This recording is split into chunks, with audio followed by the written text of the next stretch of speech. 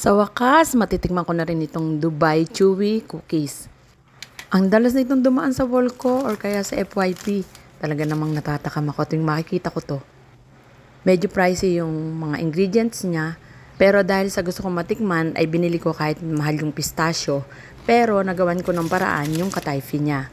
So gumawa na lang ako ng sarili kong katayfi na halos palagay ko ay kasing lasa rin ng original na katayfi. Grabe. Sarap. Kahit napagod ako sulit dahil napasarap naman talaga pala. Okay, dumating na yung order kong roasted pistachio. So, ito na lang yung gagamitin ko. Gagawa ako ng sarili kong pistachio paste or cream kasi medyo may kamahalan din talaga yon.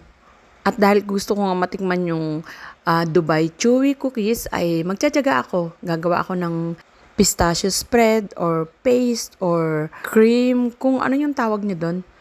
So, bale, babalatan ko lang tong pistachio. Dahil roasted nga ito ay napakasarap din talagang papakin. Okay, magtsatsaga akong balatan ito para makuha ko lahat ng laman. Ayan, at natapos ko ng balatan. So dahil matabang to, ay mag-a-add tayo ng white chocolate para medyo tumamis naman siya.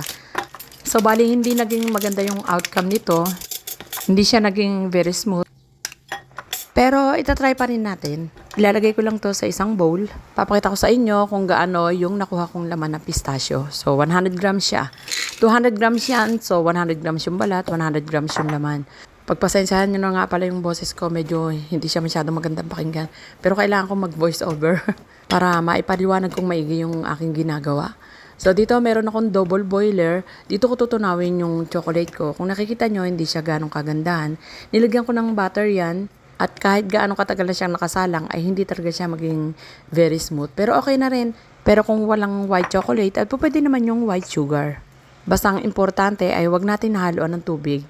At para lalong gumanda yung kulay ng pistachio cream or paste, ay mag-add tayo ng food color. Dahil medyo green lang naman yung kulay ng pistachio. So, kahit na i-blend ko yan, ay hindi siya magiging kulay green. Okay, i-blend ko lang to dahil wala akong food processor. Yung blender yung gagamitin ko, kaya medyo mahihirapan ako dito, hindi ko agad makukuha yung tamang texture. At dahil meron namang melted chocolate at saka konting butter, ay medyo nabe-blend yung ilalim niya. Nag-add nga pala ako dito ng 1.5 tablespoon na white sugar at saka 2 tablespoon cooking oil. Dahil nga medyo mahirap talaga siyang i-blend dahil wala naman siyang liquid, ay yung oil na lang yung gagamitin ko. At dahil very sticky pa rin siya, nag-add uli ako ng 2 tablespoon. Okay, tatry ko muna kung makukuha ko yung tamang texture. Dahil very sticky pa rin talaga siya, nag-add uli ako ng 2 tablespoon na cooking oil. So, bali 6 tablespoon na cooking oil yan.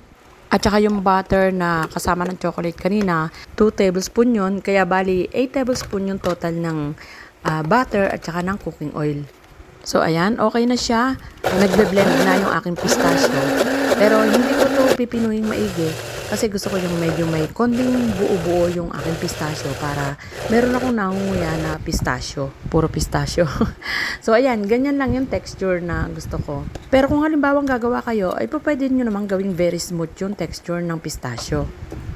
Ayan, okay na to para sa akin. Ayan, tumikim lang ako ng kaunti pero parang gusto ko nang kainin lahat dahil ang sarap talaga. Okay, sa isang bowl, maglagay lang ako ng 1 cup all-purpose flour, 3/4 cup cornstarch, 1/4 teaspoon salt, and 1 tablespoon cooking oil. Haluin lang natin mabuti. Bali, ito yung gagawin natin katayfi dough. Mag-add din ako ng 1 cup water. Hahaluin din natin mabuti hanggang maging very smooth na yung texture nito. Kailangan natin dito sa ating katayfi dough ay yung runny talaga siya. Hindi siya malapot, hindi rin siya malabnaw. Okay, medyo kulang pa rin yung labnaw para sa akin. Mag-add pa ako dito ng 2 tablespoon water. Then, haluin natin mabuti. Kailangan kasi very smooth yung texture niyan. Dapat ay wala siyang buo-buo. Yan, okay na para sa akin yung ganitong texture ng butter. Ngayon, salain naman natin para walang buo-buo. Pagpasensyahan nyo na itong video ko dahil medyo mahaba talaga siya. Dahil nga, gumawa ako ng homemade katayfi at saka yung pistachio spread. Pero kung ayaw nyo maghirap ng ganito, kagaya sa akin, dahil nagtitipid ako, okay lang sa akin. At ang the best nun ay nakagawa ako ng magandang katayfi dough. Okay, dahil sa wala akong piping bag, dito na lang sa plastic ng yelo dahil medyo makapal yan kahit na pigain ko ng konti ay hindi yan masisira. So bubutasan lang natin ng maliit na maliit doon sa pinakadulo, yung pinaka-corner ng ating plastic ng yelo. Kailangan natin dito ng non-stick pan para makaluto tayo ng magandang katayfi. Lulutuin lang natin to sa may ng apoy. Napakabilis lang maluto, mga 5 seconds lang okay na yan eh. Yun nga lang, medyo magtsatsaga ka lang talaga. Pero nakuha ko nga ng maayos yung aking katayfi dough at maganda yung kinalabasan ay okay na rin sa akin kahit talagang nag-spend ako ng oras dito. Ayan, sa pagtsatsaga ko ay malapit na ako matapos. Kaya nga, kung meron tsaga, meron kang nilaga. Halos paubos na rin kasi itong butter. Bale, ito na yung huling salin dito sa aking plastic. Ipapakita ko nga pala sa inyo yung aking nagawa. Ayan, o diba, hawig na ng katayfi dough, yung fresh. Okay, ito na lahat yun. Tingnan nyo naman, para siyang pansit bihon pagkabasa. Pero ang lambot-lambot nito na hindi naman agad madaling masira. Ayan ang ganda ng kinalabasan. Hindi siya masyadong makapal at hindi rin naman masyadong manipis. Para sa akin, okay na yan. Kung maglalagay nga pala kayo ng butter sa plastic at medyo napalaki yung butas nyo, ulitin nyo lang uli, kuha lang uli kayo ng plastic, tapos try nyo hanggang sa ma-satisfy kayo kung gaano kanipis yung gusto nyo. At bago ko ito i-toast, ay gugupit-gupitin ko muna. Maaaring hindi ko magamit ito lahat dahil nga kukunti lang naman yung aking pistachio cream. Pero iluluto ko ng lahat ito dahil yung sosobra ay itatry ko naman yung peanut butter instead na pistachio cream. Okay, gupit-gupitin ko lang to sa maliliit na piraso. At eto nga pala yung aking marshmallow. Bali, 250 grams to. Tatantyahin ko muna kung gaano yung magagamit ko kasi pagka sumobra naman, wala rin naman akong paggagamitan. Hindi ko muna ilalagay lahat, so mga 150 grams muna. Then, mag-a-add ako ng mga 1.5 tablespoon butter. Medyo malambot na talaga yung aking butter dahil matagal na tong nasa labas ng ref. Ayan, 250 grams yan, bali 100 grams yung iniwan ko. At para hindi na ako gumamit ng another pan, ay dito ko na lang to tutunawin sa microwave. So, tatry ko muna to sa 2 minutes. Pero, sobrang tunaw na pala pagka 2 minutes. Siguro mga 1 minute, okay lang. Kaya nung hinaango ko yan, talagang malambot yan. Pero at least, andali na niyang haluin. So, dahil nga malambot na malambot siya, at saka mainit pa, ay nag-add na rin ako ng konti pang marshmallow. Dahil mainit naman yan, matutunaw na rin yung marshmallow dyan. Ayan, at dahil iba-iba kulay ng aking marshmallow, medyo tatapangan ko talaga yung paglalagay ng kokwa dyan. Ayan, habang natutunaw, nagkukulay gray na siya. Yan, ngayon po pwede ko nang i-add yung aking kokwa. Yun nga palang kokwa ko ay hindi mapait. Hindi siya masyadong mapait. May konti lang siyang pait. Kaya kahit mapasobra yung lagay ko ay okay lang. Napaka-mild ng lasa niya. Pero ang sarap talaga niyan, lalo sa champurado. Okay, bali nahaluan ko to ng mga 3 to 4 tablespoon kokwa. Yung punong-puno yung aking kutsara. Kaya medyo lumapot talaga yung aking marshmallow. Feeling ko ay medyo malabnaw pa. So mag-add pa ako ng kokwa. Then 1 tablespoon milk powder. Hahaluin ko lang mabuti. Pagka lumamig ito ay kukunat na talaga siya ng sobrang kunat. Okay, haluin ko lang mabuti to. At pagkatapos niyan ay itatabi ko muna para lumamig. Ngayon, iro-roast ko na tong aking katayfi.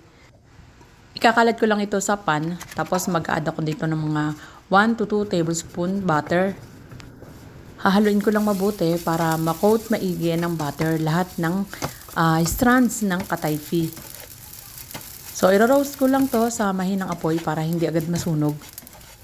Yan, palagi lang nating hahaluin. Pero kahit palagi ko hinahalo, ayan medyo nasusunog pa rin yung ilalim. Pero okay lang dahil napaka-crispy nung brown na yun. Yan, pagka golden brown na, ilalagay ko muna sa aking bowl. Hahayaan ko lang lumamig dyan para mas malutong pa bago ko balutin ng aking marshmallow. At pag malamig na, ihahalo ko na yung pistachio cream. Bali, iniwan ko yung 1/3 portion kasi baka hindi kumasya yung aking pistachio cream dahil kukonti nga lang ito. Bali, tatantyahin ko muna kung hanggang saan yung mababalot ng aking pistachio cream. Then, haluin ko mabuti. Yan, okay na to.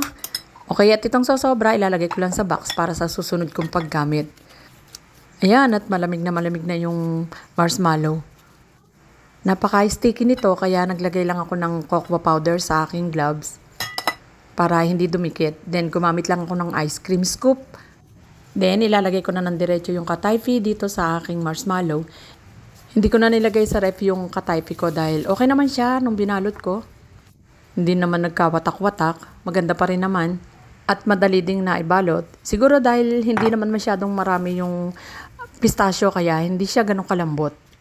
Okay, binalot ko lang din ng cocoa powder, then ilalagay ko na lang dito sa cupcake liner. Ayan, so meron pa akong katayfi pero kulang na yung aking marshmallow.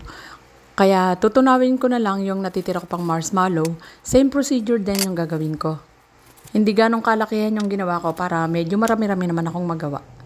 Okay, ito na yung natitira kong marshmallow. Palagay ko ay kasya na to. Okay, ibabalot ko lang yung natitira pa. Bali, ninipasan ko lang para kumasya yung aking marshmallow. Hindi ko na rin tinitimbang to dahil para pagkain lang naman namin. Basta sumasandok na lang ako ng mga half tablespoon. Then, pa-flatten ko lang yan. Sa tansya ko ay kakasya yung aking 1 scoop ng katayfi. At dahil nga chewy naman yan, ay may stretch talaga siya. Siguro kahit dagdagan ko pa yung katayfi ay talagang kakayanin pa rin niyang balutin. Ayan, tingin ko pa lang ay gusto ko nang kainin. Hindi siya masyadong matamis kasi kukonti nga lang yung inilagay kong chocolate at saka sugar doon sa pistachio. Tapos ito namang marshmallow ay dahil sa dami ng nailagay kong kokwa ay hindi rin siya masyadong matamis. Kaya naman pagka kinain mo ay talagang hindi ka mauumay. Susunod-sunurin mo yung kagat. Alam mo bang kahit medyo mahaba yung proseso nito ay mag-enjoy ka naman sa paggawa. Yung kasing alam mo na pag natapos mo yan ay masisiyahan ka. Worth it yung oras na ilalaan mo dito. Okay, bali ito yung natira kong katayfi. Ilalagay ko lang sa box. At ilalagay ko lang sa rep na hanggang ngayon ay malutong na malutong pa rin. Itatry ko naman yung peanut butter dito. Okay, nakagawa ko ng 10. Bali ko lang ng isa yan kasi kinain na ng mister ko. Medyo hindi na siya nakapagpigil. Hindi na siya makapaghintay. So, tinikman niya na. Heto nga pala yung gamit kong kokwa. In-order ko lang din yan online. Okay, itatry na natin.